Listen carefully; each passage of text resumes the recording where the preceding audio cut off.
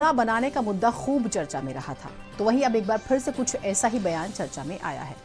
उत्तर प्रदेश सरकार में पशुपालन मंत्री धर्मपाल सिंह, हमने आपको अपने ही कार्यक्रम में इनके खास किस्म के ज्ञान के बारे में बताया था, जिसमें वो दावा कर रहे थे कि जल्द ही कूड़े से सोना बनाने वाली मशीन तैयार की जा रही है, जो मानो देश में क्रांति ले आएगी। आपको उनका पहले वो बयान सुना देते हैं। यहाँ कूड़े से कांचन बनाने की योजना है, यानी कूड़े से सोना बनाना। वो मशीन जल्दी तैयार हुई जा रही है। थोड़ी समस्या है, जब हो जाएगी तो मेरठ में कूड़े से सोना बनेगा। अब मंत्री जी के बयान पर बवाल होना था सो हो गया। ज्ञान ही उन्होंने ऐसा दिया एक्सक्लूसिव।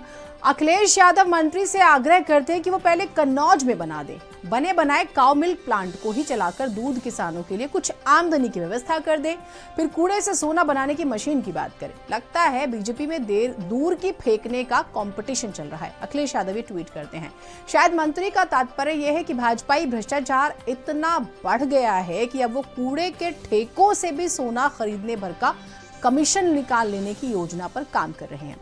मंत्री जी के बयान पर एक से एक बढ़कर मीम्स बनने लगे, तो मंत्री जी को ये बात समझ में आ गई कि बयान बवाली था, बवाल इसीलिए हो रहा है।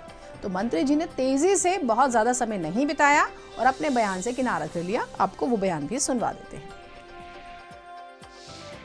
आज मैंने यही कहा, हम कूड़े और करकट से कांचन बनाने का मतलब ये था, उससे 300 करोड़ रुपए की जो परियोजना है मेरठ में, उससे अब कंपोस्ट खाद बनेगी।